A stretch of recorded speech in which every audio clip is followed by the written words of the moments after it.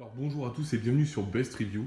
Et aujourd'hui on s'occupe donc de l'iPad Pro 2017 et c'est tout de suite. Alors tout d'abord dans cette review, le côté esthétique, donc un côté esthétique qui n'a pas énormément changé, qui reste fidèle à lui-même. Donc on peut voir la petite bande métallique qui protège l'écran, donc toujours pareil que le précédent modèle. Le petit bouton poussoir, la prise Lightning.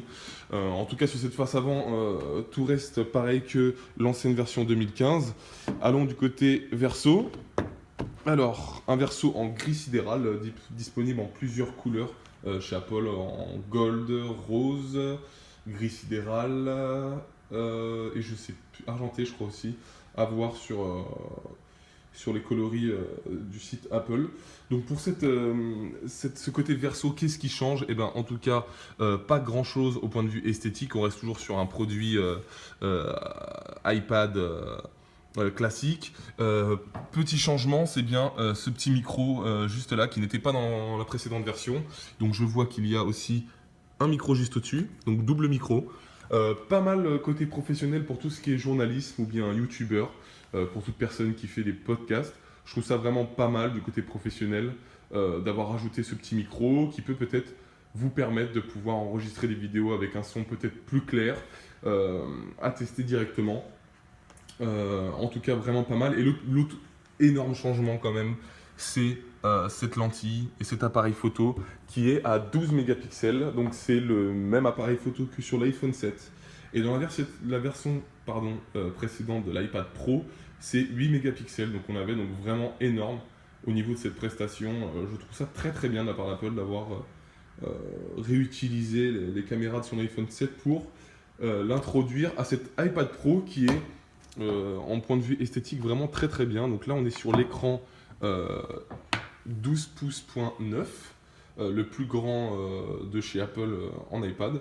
Donc un écran très très bien qui change. Alors au point de vue visuel qui ne change pas pour le moment, mais au point de vue technique, on va y aborder tout de suite, c'est un très très grand changement. Donc voilà pour la partie esthétique de cet iPad. La partie esthétique qui est vendue bien évidemment sans son clavier à aimant. Hop, juste ici avec ces prises de connexion.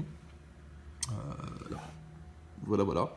L'iPad donc est vendu sans accessoires, à part quand même tout de même à ce prix-là les prises de branchement, mais en tout cas vendu sans sa housse. Alors celle-ci c'est la housse clavier de chez Apple en AZERTY donc qui est disponible et qui est très très très bien. On peut le voir également, donc ça sera pour la modique somme de 180 €.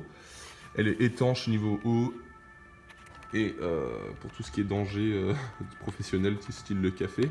Donc elle est vraiment pas mal cette housse, elle permet de positionner le PC.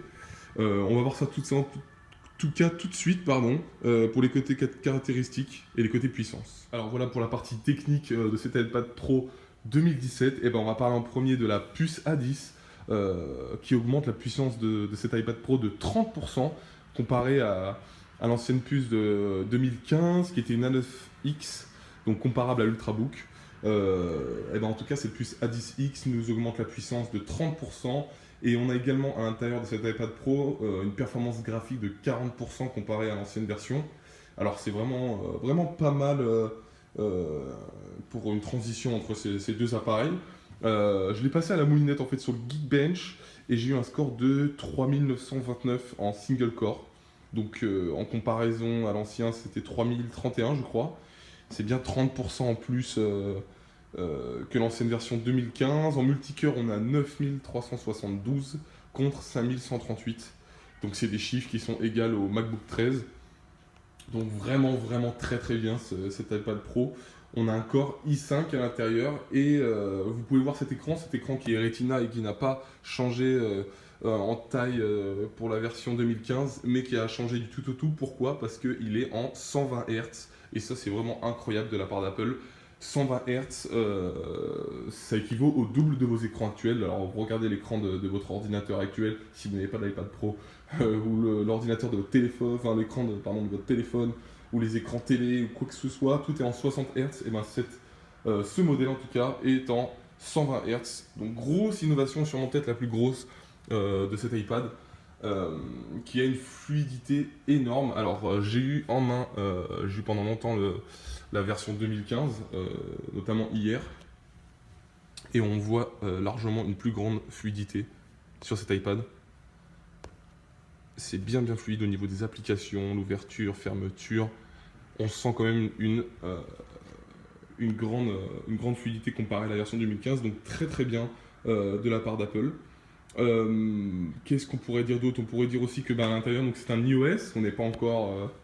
on est quand même très bien, hein. On est sur l'iOS 10, les mises à jour seront disponibles pour l'iOS 11 quand Apple l'annoncera, mais en tout cas très bien, je trouve que le produit est vraiment bien. On peut parler du poids aussi, alors le poids qui a pour moi au premier toucher ce matin énormément changé, mais au final sur le papier pas tellement, car il est à 677 grammes pour le nouvel iPad Pro 2017, en comparaison à l'ancienne version 2015 qui est à 723 grammes. Sur le papier, c'est pas énorme, mais je vous assure qu'en prise en main, on le sent quand même de suite. Moi, je m'en souviens d'avoir pris l'ancien et que je sentais qu'il penchait un petit peu en avant. Là, pour le coup, pour cet iPad, vraiment léger et vraiment différence. J'aimerais notamment notifier, parce que j'avais critiqué Apple à ce sujet, qu'il y a une prise jack également, quelque part. Je ne sais plus où elle est. Elle est en bas. Voilà, la voici. Et je pense qu'elle n'existe pas dans la version 2015. Ils y ont pensé. Alors, je ne sais plus si la version 2015 là ou pas, je suis vraiment désolé à ce niveau-là, mais en tout cas, elle y est encore. Donc, vous pouvez brancher les écouteurs classiques ou bien en Lightning. Et ça, c'est vraiment pas mal de l'avoir gardé. Aussi, ils auraient pu très bien faire comme l'iPhone 7 et puis tiens, si on l'enlève. Et puis, non, ils l'ont gardé très bien. Donc, le clavier qui se marie très bien également avec l'iPad. C'est vraiment agréable de jouer avec. Donc voilà pour cette review. On va finir par cette review l'iPad Pro très validé par Best Review. Parce que en tout cas on est sur une révolution pour moi technologique au niveau de l'iPad. Alors une légère révolution, mais c'est vraiment un grand changement car on est sur quelque chose de professionnel et de ultra flexible, ultra rapide, qui répond directement. C'est du Apple, quoi. C'est vraiment parfait, hein. C'est vraiment le produit à avoir. Alors j'ai pas encore la version avec le stylet. Le stylet qui coûte quand même 109 €. Donc les accessoires de cet iPad Pro sont très chers. Mais en tout cas, au niveau de l'utilité, j'ai pu voir quelques vidéos et je relancerai sûrement une vidéo une fois le pencil en main. Mais j'ai vu énormément de possibilités, en tout cas avec ce pencil qu'offre cet iPad. En tout cas, voilà, c'est tout pour moi. Je vous remercie d'avoir suivi cette vidéo. N'hésitez pas à laisser un commentaire si vous avez des questions ou pour la suite de cette review. En tout cas, si vous tâtez à l'acheter, je le recommande énormément. Et bien sûr, tout en regardant l'aspect financier, car ce petit bijou coûte quand même 1009 €. C'est moins cher que l'ancienne version en 128 SSD. Donc la version 2015 que j'avais en 128 SSD était à 1019. Et là, on est à 1009 € pour une 258 Go. Alors, elle existe en 64 Go, 256, pardon, qui est le modèle ici présent. Et pour le modèle au-dessus, c'est 560, je crois, reste à voir. En tout cas, c'est vraiment pas mal, car la marge au niveau mémoire aussi est très bien répartie. On est sur du 64, 500, et puis ma version 256. Donc voilà, je vous remercie à tous et n'hésitez pas à noter. Ciao, c'est Best Review.